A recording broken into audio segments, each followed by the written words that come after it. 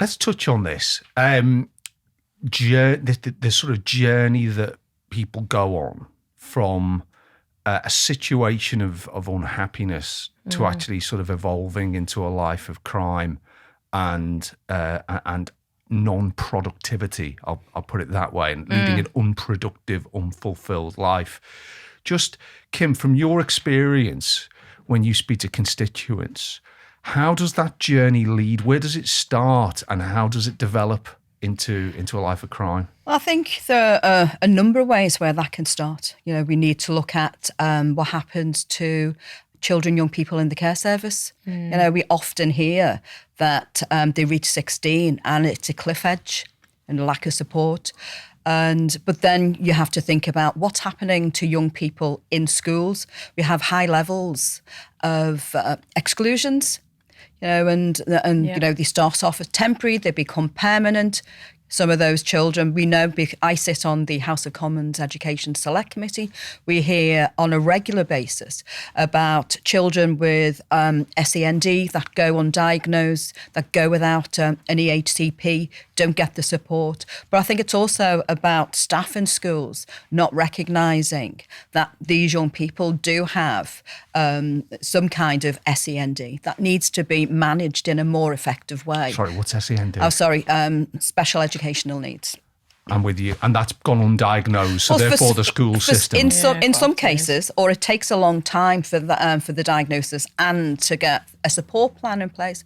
And because in this country, we have very large numbers of children in a classroom in comparison to other European countries. One teacher, 30 kids plus. If you've got a handful of kids who are being a bit disruptive, they get expelled, excluded. And so it's about what happens when they're in that cycle. They might go to a pre-pool referral unit that might not work, and then they end up out of school, not in school and education. Training, and then they become subject to a certain extent to some of the issues that Emily has just raised about getting coerced into gangs. But then you also have young people who are concerned about wanting to care for their families, and they see getting involved in levels of criminality as a way and means of supporting their family. So it's not just a catch-all situation, really, Simon. There's a number of reasons and examples that we can look at. It's about vulnerability. I think it's about acknowledging that actually, and this is what gangs are very good at, is preying on that vulnerability. So whether it might be a child who's been in care, it might be a child, as you say, whose family member might be struggling with mental health, or there might be domestic abuse in the home. They might have an additional educational need that means they're struggling at school. And because they haven't got that wraparound support, they're falling through the net. And they're very good at these individuals preying on those people. And so if they do fall out of the system, like you might do if you get excluded, as Kim says, they're much more vulnerable to being preyed upon. Or they can't see any other way they're going to get any other job. So suddenly, that way becomes a much more appealing option. And I think if we can really understand those vulnerabilities and identify them early and put the right support in place, you can do a lot to try and then remove that temptation for them to get involved in that world.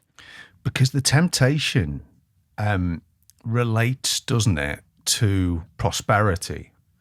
Because as human beings, we all want to be prosperous at a certain level. That doesn't mean we all have desires to be billionaires.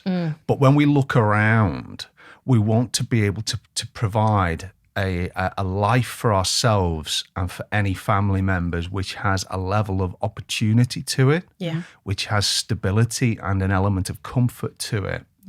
And the difficulty seems to me that if you live in a community which has been deprived for decades, and you look around and you don't see anyone who looks like you, who sounds like you, who has walked the same streets as you, who's been to the same school as you, who has that relatively prosperous, stable, comfortable, opportunistic existence, there's a lack of hope there, isn't there?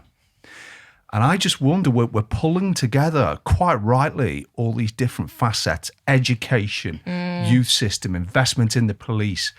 To me, the fundamental is a lack of hope.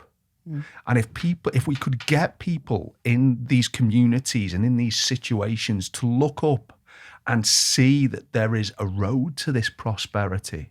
It's about being aspirational, isn't it? It is. And when you've got particularly within our region, 1 in 5 workers on or below the living wage, in very precarious jobs and 0-hour contracts, becomes very difficult because a lot of those people want to work, but it's a type of work that they're able to get, and then becoming reliant on benefits and food banks. And if you've got a child that's lived in a home or that's had generations of worklessness, it's about where'd you go, what you do, and are they put off school because where are the jobs, what can I do? And if they're in a school that is a failing school, and those aspirations aren't handed to them and saying, well, you can achieve if you want to. For too long, I think a lot of young people, coming out of education with no basic maths and English, which again is another major barrier in terms of getting into employment and decent jobs, or moving on to training courses. So there's constant barriers that are preventing people from aspiring. But for me and a member of the Labour Party, we have hopes of creating better jobs, particularly in Green New Deal and jobs that are not reliant on fossil fuels. So looking at retrofitting houses that are more green and economic. So to be able to do that, we need a skilled workforce. And so it's about looking further down the line and starting with younger children in school to say, this is what's possible. Yeah. These are the aspirations for you. This is where the levelling up agenda should be playing a role, though. The government keep talking about levelling up as to do exactly what it should be doing, which is about aspiration. It's about, what opportunities are kids in areas like Merseyside not getting that they are getting in other places. It's about integrated transport. It's about good quality housing. It's about investing in education. And these are all the things that they say they want to do. The levelling up agenda should absolutely be doing that. But they're just not backing it up. They're not putting the funding in. They're not willing to actually give us the tools and resources that we know we need that can then provide some of those opportunities that Kim's outlined.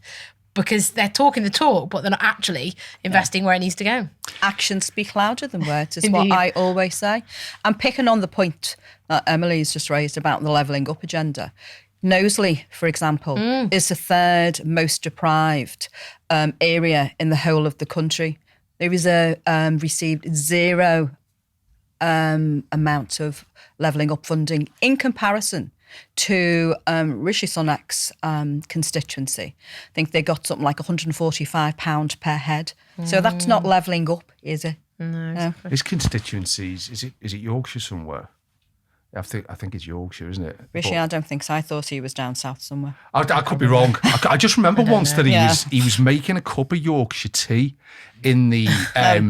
It was a bit of a PR stunt. He was saying you can't beat a good old Yorkshire brew. So. I remember vaguely something like that, and he said the wrong thing, or he was in the wrong place. Burnley, Blackburn. He was in Burnley and Blackburn, but he got it wrong. Yeah. Oh, yes. Right. Okay. He got it wrong. Yes. He thought he was in Yorkshire, but he wasn't. Yeah. Okay. Yes. Exactly.